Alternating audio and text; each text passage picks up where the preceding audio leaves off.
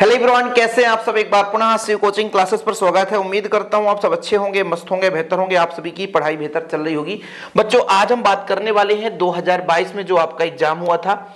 और बच्चों, उसमें अपन पूरा कंप्लीट यहां पर देखेंगे 2022 में पूरा सोल्यूशन हिंदी का हम कराने वाले हैं। और आप लोग एक भी क्वेश्चन मिस मत करना, क्योंकि बच्चों आप लोग सोचते हैं कि प्रीवियस ईयर से क्वेश्चन नहीं आते, ऐसा नहीं है।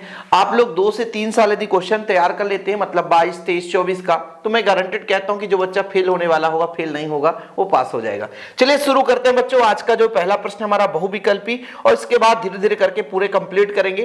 पहला क्वेश्चन था बहुविकल्पी में बच्चों, कभी किसका भार लिए फिरता है? तो कभी जगजीवन का भार लिए फिरता है। किसका बच्चों? जगजीवन का भार लिए फिरता है। सुपर फास्ट करेंगे ना, टाइम पास नहीं, सुपर फास्ट। धूत कहो अवधूत कहो, किसकी पंक्तियां हैं बच्चों? तो तुलसीदास जी का पंक्ति है, ठीक है।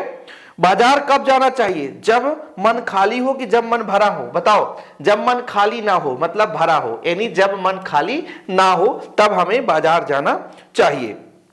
खाली ना हो मतलब भरा हो। देखो, जब मन खाली रहता है तो आप एक्स्ट्रा चीजें खरीद लेते हो, बिना काम का चीज खरीद लेते हो। लुट्टन पहलवान ने किसको हराया था बच्चों? दारा सिंह, राजा साहब की चांद सिंह? तो चांद सिंह को हराया था। जूझ पाठ के लेखक कौन है? तो जूझ पाठ के लेखक आनंद यादव जी हैं। जूझ पाठ के लेखक कौन है? तो आनंद यादव जी हैं। टीवी पर प्रसारित खबरों में सबसे महत्वपूर्ण क्या है? Visual, net, byte? तो बच्चों सभी महत्वपूर्ण होते हैं, विजुअल भी, नेट भी, बाइट भी। ये ऑप्शन में था। इसके बाद हमारा बच्चों आ जाता है रिक्त स्थान की पूर्ति करनी है। रिक्त स्थान की पूर्ति करनी है। यहां पर पहला प्रश्न था बच्चों, बच्चे किस में होंगे? प्रत्याशा या निराशा में? तो बच्चे प्रत्याशा में होंगे। बच्चे किस में होंगे बच्चों? प्रत्याशा में होंगे, ठीक है। प्रत्याशा में होंगे बच्चे। किस में होंगे? प्रत्याशा में होंगे। भक्तिन का वास्तविक नाम क्या था बच्चों? तो भक्तिन का वास्तविक नाम था लक्ष्मी। ऑप्शन में दुर्गा भी रहता है, लेकिन लक्ष्मी याद रखना। सौंदर्यकर मास्टर क्या पढ़ाने आते थे? मराठी पढ़ाते थे। क्या पढ़ाते थे? मराठी पढ़ाते थे। नाटक में पात्रों की संख्या अधिक होती है कम बच्चों? तो नाटक में पात्रों की संख्या कम होती है। क्या होती है? कम होती है। वीर रस का स्थायी भाव? वीर का उत्साह होता है, वीर का उत्साह होगा। जिन छंदों में मात्राओं की गणना की जाती है उसे हम मात्रिक छंद कहते हैं, और जिसमें वर्णों की गणना की जाती है उसे वर्णिक छंद कहते हैं। नभ का अर्थ क्या होता है? नभ का अर्थ होता है आकाश। नभ का अर्थ क्या होता है बच्चों? आकाश होता है, ठीक है। चलिए, इसके बाद हमारा है सही जोड़ी मिलान करना था बच्चों। देखते हैं इसका आंसर कैसे दिया है। बढ़िया दिया हुआ है। देखो, बात यहां पर आप देखो, पहला था बात की चूड़ी मर जाना, यानी बात का प्रभावहीन हो जाना, यानी बात का प्रभाव न पड़ना बच्चों, वही होता है चूड़ी मर जाना। अब धूत बच्चों शिरीष के फूल से तुलना की गई है। सिल्वर बर्डिंग के लेखक यशोधर बाबू मुख्य रूप से भूमिका निभाते हैं। कहानी का केंद्रीय बिंदु कथानक, बहुत बार पूछा गया है। चौपाई छंद बच्चों 16-16 मात्राएं होती हैं। तत्सम जो संस्कृत से मूल रूप से ले लिए जाते हैं उन्हें तत्सम कहते हैं। अब जरूरी नहीं कि ये बहुविकल्पी में नहीं आ सकता, आ सकता है। तत्सम किसे कहा जाता है? जो हिंदी से ले जाता है, जो संस्कृत से लिया जाता है, हिंदी का रूपांतरित रूप, संस्कृत का रूपांतरित रूप, कैसे भी क्वेश्चन आ सकता है। तो ये मत सोचना कि हम बहुविकल्पी पढ़ रहे हो बहुविकल्पी में आएगा, जो सही जोड़ी हो सही जोड़ी में आएगा, ऐसा नहीं। क्वेश्चन कहीं से भी घुमा सकता है। ऊषा का जादू कब टूटने लगता है? बताओ बच्चों, क्वेश्चन था ऊषा का जादू कब टूटने लगता है? तो जब सूर्योदय होता है। जब सूर्योदय होता बच्चों तो ऊषा का जादू टूटने लगता है, सूर्योदय के समय में। पहलवान लुट्टन सिंह के कितने पुत्र थे? तो पहलवान लुट्टन सिंह के 2 पुत्र थे। कितने पुत्र थे बच्चों? 2 पुत्र थे। सिंधु सभ्यता की सबसे बड़ी नगर कौन सी थी बच्चों? तो मोहनजोदाड़ो, ठीक है, या मोहनजोदड़ो जिसे बोलते हैं। सिंधु सभ्यता की सबसे बड़ी क्या थी? नगर थी, है ना। आमतौर पर रेडियो नाटक की अवधि कितनी होती है बच्चों? 15 से 30 मिनट। 15 से 30 मिनट होता है। 15 से 30 मिनट होता है, ठीक है। 15 से 30 मिनट होता है। शब्द गुण कितने प्रकार के होते हैं? तो शब्द गुण 3 प्रकार के बच्चों। कितने प्रकार के? 3 प्रकार के होते हैं। दूसरा घर कर लेना, मुहावरे का अर्थ क्या है? दूसरा घर कर लेना मतलब बच्चों दूसरा विवाह कर लेना, दूसरा विवाह कर लेना, ठीक है। क्रिया विशेषण की परिभाषा बताओ। वे शब्द जो क्रिया की विशेषता बताते हैं वो क्रिया विशेषण कहलाते हैं। वे शब्द जो क्रिया की विशेषता बताते हैं उसे हम क्रिया विशेषण के नाम से जानते हैं। चलते हैं बच्चों सत्य सत्य में। पहला प्रश्न था परचेसिंग पावर का अर्थ क्रय शक्ति है। बिल्कुल सही है। पहला क्वेश्चन था परचेसिंग पावर का अर्थ क्रय शक्ति है। बिल्कुल सही है। तो पहला का सत्य था। शिरीष का फूल संस्कृत साहित्य में बहुत कठोर नहीं कोमल माना गया है। अब जबकि प्रश्न में क्या बोला है? शिरीष के फूल को कठोर मानते हैं, तो कठोर तो नहीं मानते हैं, इसलिए गलत हो जाएगा बच्चों। राखालदास बनर्जी 1922 में मोहनजोदड़ो गए, बिल्कुल सही। मोहनजोदड़ो कब गए भैया, कब खोज हुई, 1922 में। कहानी का नाट्य रूपांतरण असंभव है, गलत है। नाटक रूपांतरण हम बना सकते हैं, कहानी का नाटक रूपांतरण हम कर सकते हैं, है ना। करुण रस का स्थायी भाव बताओ। करुण रस का रति होता है कि करुण रस का भाई क्रोध होगा, है ना। श्रृंगार रस का रति होता है, इसलिए गलत हो जाएगा। प्रिया बहुत बातूनी है में बातूनी शब्द क्रिया विशेषण है, यह भी आपका गलत है बच्चों, ठीक है। क्रिया विशेषण मतलब जो क्रिया की विशेषता बताए। अब हम चलते हैं, हमारा जर्नी शुरू होता है प्रश्नोत्तर पे बच्चों। देखिएगा पहला जो हमारा प्रश्न था, एक एक करके अपन देखेंगे। पहला प्रश्न था बच्चों, बच्चे किस आशा में नीड़ों से झांक रहे होंगे। तो बच्चे जो होते हैं अपने माता पिता के आशा में, अपने माँ के आशा में, या अपने माता पिता भी लिख सकते हो आप, क्या होंगे बच्चों, नीड़ों से झांक रहे होंगे, ठीक है। बच्चे चिड़िया से आने की आशा में नीड़ों से झांक रहे होंगे, उन्हें यह प्रत्याशा होगी कि चिड़िया उनके लिए दाने लेकर लौट रही है। चिड़िया मतलब बच्चों, चिड़ियों के बच्चों को हम वही बोलेंगे, माता पिता ही बोलेंगे, है ना। तो किसके आशा में झांक रहे होंगे, चिड़ियों के आने की आशा में झांक रहे होंगे। देखो भाई, चिड़िया जो होती है बच्चों के भोजन के लिए, है ना, अपने घोंसले से बाहर निकलती है और जाकर के दांत में दबा करके दाना लाती है ना, पानी लाती है, सब कुछ मुंह में ही दबाकर अपने बच्चों को, है ना, खाना खिलाती है और पिलाती है। तो इसीलिए बच्चे जो है अपने माँ बाप के, यानी अपने माता पिता के आशा में, उम्मीद में नीड़ों से झांक रहे होंगे, अर्थात चिड़ियों के आने के लिए वो आशा और उम्मीद से झांक रहे होंगे। अगला प्रश्न था, भाषा को सहूलियत बरतने का क्या अभिप्राय है। सहूलियत का मतलब बच्चों, जब भी आप किसी चीज का लेखन करते हो तो आपको ऐसे भाषाओं का प्रयोग करना जिससे लोग समझ सकें, उसके तर्क को लोग व्यक्त कर सकें। भाषा को सहूलियत बरतने का आशय है कि भाषा केवल अपनी बात संप्रेषण का माध्यम ना है, ना कि कोई विद्वता प्रदर्शन का है। अतः भाषा का प्रयोग इस प्रकार होना चाहिए ताकि हमारी बात श्रोता तक स्पष्ट रूप से पहुंच जाए। मतलब जिसको हम बता रहे हैं वो आसानी से समझ जाए, तभी हमारा भाषा जो है वो सही कहलाता है। हम कितना बढ़िया अंग्रेजी गांव में जाकर के झाड़ने लग जाएं तो सामने वाला थोड़ा बहुत तो कह देगा कि हाँ भैया पढ़ के आया है, बढ़िया बोलता है, लेकिन बाद में जाकर के बड़ा बदतमीज था यार, हम जब समझ ही नहीं पा रहे हैं वो क्या बोल रहा है तो क्या मतलब है। तो हमें जहां जैसे लोग हों उसके आधार पर हमें ढलना चाहिए और ऐसे ही भाषा का प्रयोग करना चाहिए। भाषा का मतलब ये नहीं कि हम विद्वता प्रदर्शित करें, हम बहुत बड़े ज्ञानी हैं, हमने अमेरिका से पढ़ के आया, ऐसा नहीं है। हम अपने अंदर कितना भी ज्ञान रख लें, लेकिन वो भाषा सार्थक होता है जब हम लोगों को उस भाषा को समझा सकें, हम लोगों से उस भाषा के माध्यम से बात कर सकें, हमारे विचार को वो समझ सके, तभी बच्चों हम मानते हैं कि भाषा श्रेष्ठ है। तो इसीलिए बोला जाता है कि भाषा में सहूलियत बरतना चाहिए, मतलब ऐसे शब्दों का प्रयोग करें ताकि लोग अच्छे तरीके से समझ सके, ठीक है बच्चों, श्रोता आसानी से समझ जाए। अगला प्रश्न था बच्चों, यहां पर देखिए 7वां नंबर था, ऊषा कविता में कवि ने भोर के नभ की तुलना किससे की है। देखो भाई, कवि ने भोर के नभ मतलब सुबह सुबह जब आसमान है वो कैसा दिखाई देता है इसके बारे में बोला है। तो पहला तो है कि बहुत नीले संग से, मतलब नीला जिस प्रकार से शंख होता है उसी तरीके से सुबह का समय आकाश दिखाई देता है। राख के लीपे हुए गीले चौके से, जैसे आप लोग देखते होंगे चौके मतलब आंगन में राख से लिपाई, अब हमारे मतलब एरिया में तो नहीं लिपा पोता जाता, लेकिन ये पुरानी परंपरा थी, है ना। गोबर और गोबर की जगह घर से जो भैया खाना बनाते लकड़ी जलाते थे उससे राख बनता था और राख के माध्यम से मिला करके, है ना, जैसे आप अब तो मान लीजिए क्रांक्रीट करके फर्श कर देते हैं, पहले मिट्टी से ही छपाई होती थी और भैया वहां पे जैसे गोबर और गोबर के साथ राख के साथ बढ़िया लीपते पोतते थे, लीपा पोती करते थे। तो जिस तरीके से सुंदर हमारा आंगन दिखता था उसी तरीके से आसमान दिखाई देता है सुबह के समय में।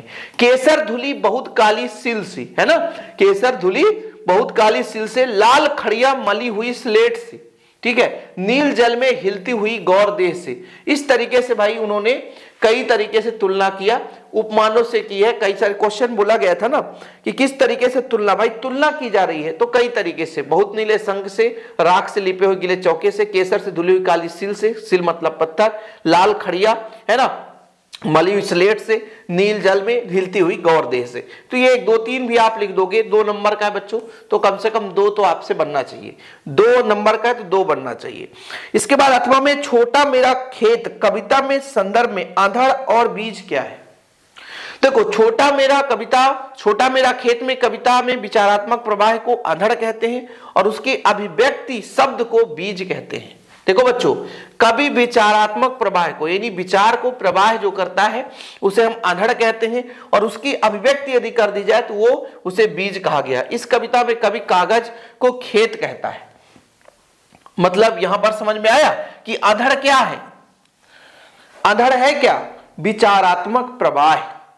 क्या है? अधड़ है। मतलब किसी कविता की रचना की जा रही है तो आपका विचार कैसा है वो आपका बच्चों अधड़ कहलाता है और उसका अभिव्यक्ति यानी व्यक्त करने का माध्यम आपका शब्द का बीज है बच्चों। ठीक है, याद रखना आप लोग।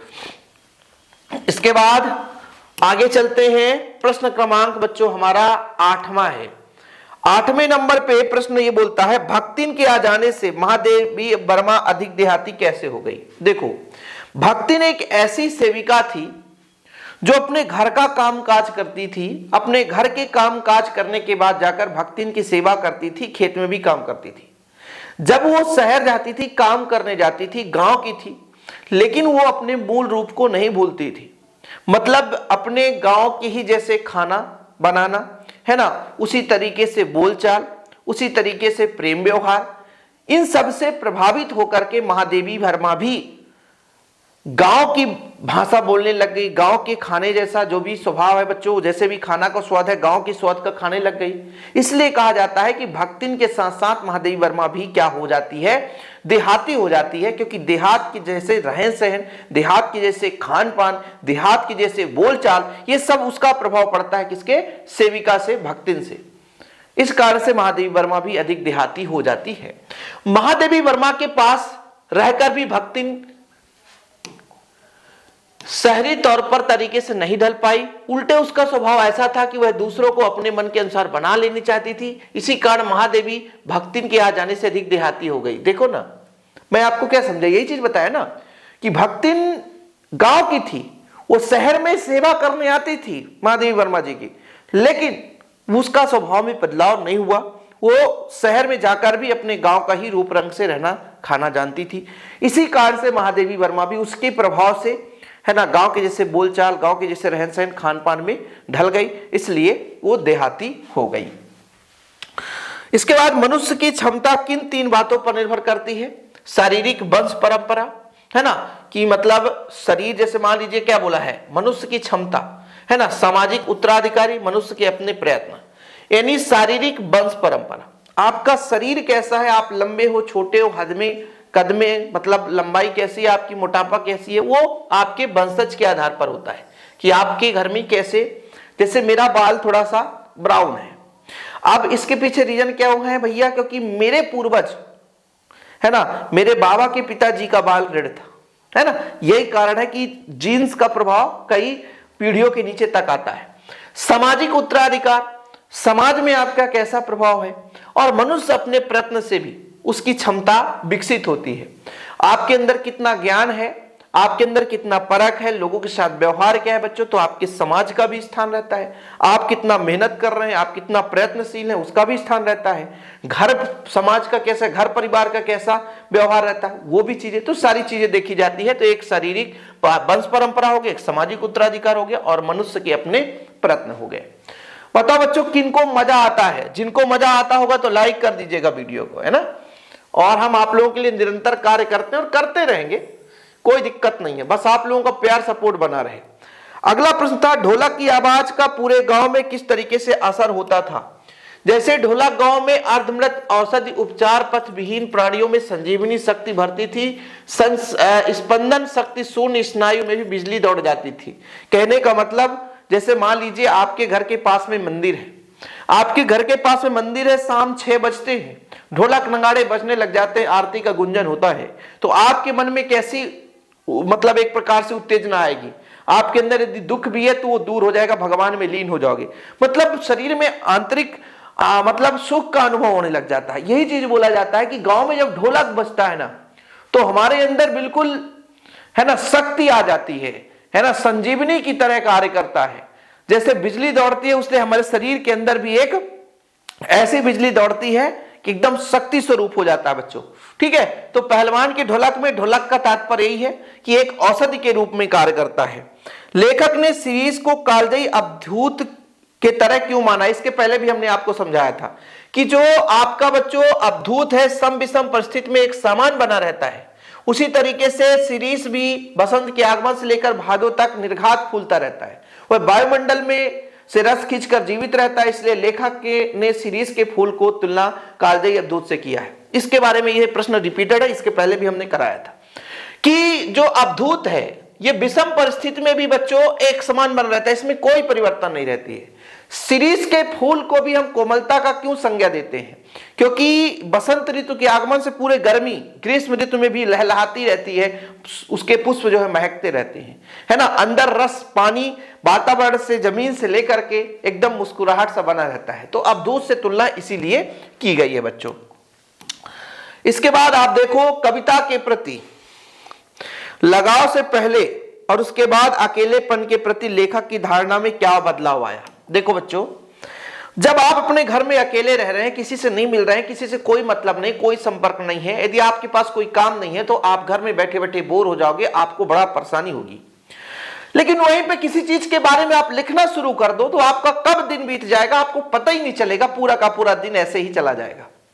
तो कवि यहां पर यह कहना चाहता है भाई कि कविता के प्रति लगाव से पहले और बाद में अकेलेपन में क्या आवाज था। तो जब तक उसके पास कविता का लगाव नहीं था, कविता लेखन के लिए उसे पसंद नहीं था, वो और कुछ भी लिखता नहीं था, सोचता नहीं था, तब तक बड़ा अकेलापन था। लेकिन जैसे ही कविताओं की रचना करने लग गए भैया, तो फिर उनका पूरा का पूरा समय उसी में व्याप्त हो गया, तब उनको अकेलापन का कभी एहसास नहीं हुआ। देखो जरा, कविता के प्रति लगाव के पहले लेखक को अकेलापन बहुत खटकता था, उसके मन में लगता था कि हमेशा कोई ना कोई साथ में होना चाहिए। कविता के लगाव के बाद अकेलेपन से उसे कोई ऊब नहीं होती, बल्कि ऐसा लगता है कि अकेलापन ज्यादा अच्छा है, क्योंकि इसे कविता ऊंची आवाज में गाई जा सकती है। अपने अंदर के आवाज को हम अकेले में ही, है ना, जितना बुलंद करना चाहे कर सकते हैं, आसानी से सोच सकते हैं, विचार कर सकते हैं, उसको लिख सकते हैं, पढ़ सकते हैं और गा सकते हैं। इन चीजों से कवि थोड़ा सा प्रसन्न हुआ। ठीक है, चलिए। अथवा में था यशोधर बाबू की पत्नी समय के साथ ढल सकने में सफल होती है, लेकिन यशोधर बाबू असफल रहता है, क्यों भाई? जो आपके यशोधर बाबू थे ना, ये यशोधर बाबू बड़े आलसी प्रवृत्ति के थे। वो पुरानी रीति रिवाज पे चलना चाहते थे, पुरानी रीति रिवाज के आधार पर ही जीवन जीना चाहते थे, इसलिए वो नहीं ढले। जबकि बच्चों उनकी जो पत्नी है अपने बच्चों के साथ साथ ढल गई। देखो, यशोधर बाबू के अपने पुत्र और पुत्रियों की तरफदारी करने में मात्र सुलभ मजबूरी के कारण ज्यादा मॉडल बन गई है, जिससे वह समय के साथ ढलने में सफल होती है।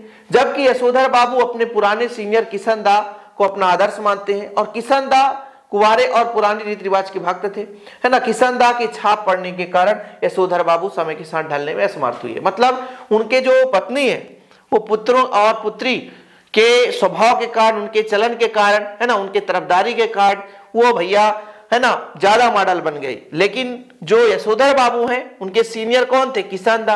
और किशन दा पुरानी विचारधारा पर चलते थे, और किशन दा का छाप किस पर पड़ा? यशोधर बाबू पर पड़ा। इस कारण से यशोधर बाबू भाई देहाती रह गए, उनमें कोई बदलाव नहीं आया। ठीक है। मुद्रित माध्यम में लेखन के लिए किन बातों को ध्यान में रखना चाहिए? ठीक है बच्चों, मुद्रित माध्यम के लेखन के लिए किन बातों को ध्यान में रखना चाहिए? ऐसे प्रश्न हमने पहले भी कराया है। जो बच्चा यदि चैनल में, है ना, जुड़ा होगा, चैनल में, है ना, पहले से भाई, तो उनको पता होगा। लेखन में भाषा, बर्तनी, व्याकरण और शैली का ध्यान रखना चाहिए। समय सीमा, आवंटित समय अनुशासन का पालन होना चाहिए। लेखन और प्रकाशन के बीच गलतियां शुद्धियां ठीक कर लेना चाहिए। लेखन में सहज प्रवाह की तारतम्यता बनी होनी चाहिए। कहने का मतलब, जब भी आप कोई भी चीज लेखन कार्य करते हैं, लिख रहे होते हैं, तो उसमें भाषा सरल हो भैया, शुद्ध हो, शैली हो, उसमें भाषा में अनुशासन का पालन हो। ऐसा नहीं कि कुछ भी लिखते जा रहे हो, ऐसा नहीं कि कुछ भी लिखते जा रहे हो, अनुशासन होना चाहिए। लेखन यानी लिख लिया आपने, उसको प्रकाशन के बीच, उसके पहले आपको चेक करना है कि कौन कौन सी इसमें गलतियां हैं, कोई गलतियां तो नहीं है, तो उन गलतियों को भी आपको चेक करना है। लेखन में सहज प्रभाव के लिए तारतम्यता बनी रहनी चाहिए। तारतम्यता का मतलब होता है जैसे कुछ चीज आप पढ़ रहे हो तो एक के बाद एक उसका एकदम, है ना, कड़ी एक दूसरे से सेट रहे। जैसे बच्चों आप लोगों ने देखा होगा लोहे की एक जंजीर, एक के ऊपर एक कड़ी बनी रहती है, एक कड़ी टूट जाए तो फिर खत्म। आपके साइकिल का चैन है ना, एक के बाद एक कड़ी एक दूसरे से फंसी रहती है। ऐसे ही आप किसी भी चीज का लेखन कर रहे हैं तो उसमें एक वाक्य दूसरे वाक्य से जुड़ा हो, मतलब एक के बाद एक उसका निष्कर्ष तारतम्यता बनी रहनी चाहिए, ये उसकी विशेषताएं हैं। ठीक है बच्चों, तो पहला लेखन में भाषा, वर्तनी, व्याकरण सही होना चाहिए। समय सीमा भी होना चाहिए बच्चों, यानी एक निश्चित समय तक वो हम उसको, जैसे मान लीजिए 3 मिनट का समाचार है, 3 मिनट में खत्म हो, बोरिंग लगने लग जाता है। कोई भी चीज आप यूट्यूब पे भी सर्च करते हो तो ऐसा लगता है कि सर 5 मिनट में ही हम सब पढ़ लें और 5 मिनट में ही हम टॉपर बन जाए, जबकि ऐसा संभव नहीं है। ठीक है, लेखन और प्रकाशन के बीच गलतियों शुद्धियों को सुधार कर लेना चाहिए। मतलब आप लिख रहे हैं और उसको जब प्रकाशित करेंगे उसके पहले उसको एक बार पढ़ें, भाप लें, है ना, सहज प्रभाव और तारतम्यता बनी होनी चाहिए। ठीक बच्चों, चलें आगे चलते हैं, अगले प्रश्न पर देखेंगे। यहां पर बच्चों अगला जो प्रश्न था आपका, समाचार लेखन के 6 ककार। 6 ककार कौन कौन से हैं? जैसे क्या, कौन, कहां, कब, क्यों और कैसे, ये आपके 6 ककार है बच्चों। क्या है? 6 ककार। फिर इसके बाद करुण रस की परिभाषा और उदाहरण दो। ठीक है, करुण रस। करुण रस क्या होगा? जब शोक नामक स्थायी भाव का संयोग विभावन भाव और संचारी भाव से होता है तो करुण रस की निष्पत्ति होती है। आप ऐसे भी याद करो बच्चों, किसी भी रस की परिभाषा याद कर रहे हो तो ऐसे आप करुण रस की याद कर रहे हो तो सा हृदय के हृदय में करुण का क्या होता है बच्चों? करुण का होता है शोक। तो शोक नामक स्थायी भाव का, सा हृदय के हृदय में शोक नामक स्थायी भाव का विभाव, अनुभव और संचारी भाव से संयोग होता है, वहां पे बच्चों आपका करुण रस होता है। क्या होता है बच्चों? पहले बच्चों करुण रस क्या होता है? करुण रस सा हृदय के हृदय में शोक नामक स्थायी भाव का विभाव, अनुभव और संचारी भाव से संयोग होता है, वहां पे करुण रस होती है। जैसे हे सखा वह मेरा प्राण प्यारा कहां है, दुख जलनिधि में डूबी का सहारा कहां है। ठीक है, ये आपके करुण रस के उदाहरण है।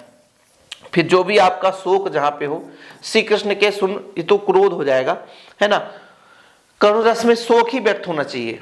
रौद्र रस का है, श्री कृष्ण के सुन अर्जुन वचन, श्री कृष्ण के सुन वचन अर्जुन क्रोध से जलने लगे, तब शोक अपना फूल कर करतल युगल मलने लगे। ये तो आपका रौद्र रस का है, मतलब क्रोध हो जाए। लेकिन जहां पे बच्चों शोक हो वहां पे आपका करुण रस होता है। ठीक है, चले इसके बाद आपका है बच्चों व्यतिरेक अलंकार। व्यतिरेकी अलंकार, अच्छा विरोधाभास अलंकार।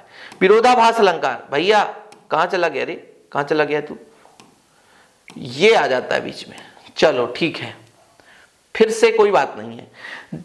विरोधाभास अलंकार बच्चों किसे बोलेंगे? काव्य में जहां वास्तविक विरोध ना होते हुए भी विरोध का आभास हो। काव्य में जहां वास्तविक विरोध ना होते हुए भी विरोध का आभास हो बच्चों, वहां पर आपका विरोधाभास अलंकार होता है। ज्यों ज्यों बूढ़े श्याम रंग त्यों त्यों उज्जवल हुए। जैसे जैसे वो श्याम रंग यदि कालापन आता है तैसे से उज्जवलता आती जाती है। ऐसा कभी होता है? ये विरोध जैसा लग रहा है ना कि यार बूढ़ा होता जाएगा, कालापन तो इंसान सुंदर थोड़ा होता है। लेकिन यहाँ भगवान श्री कृष्ण की बात की जा रही है कि जितने वो श्यामले रहते हैं उतनी ही सुंदरता निखरती रहती है। तो वास्तविक रूप से विरोध ना हो, लेकिन जो कहानी दिखी गई है, जो शब्द यहाँ पर, जो वाक्य है, जो कविता है, जो काव्य संग्रह है, उसमें ऐसा लग रहा हो पढ़ने से कि विरोध हो रहा हो, वहां पे आपका विरोधाभास अलंकार हो जाता बच्चों।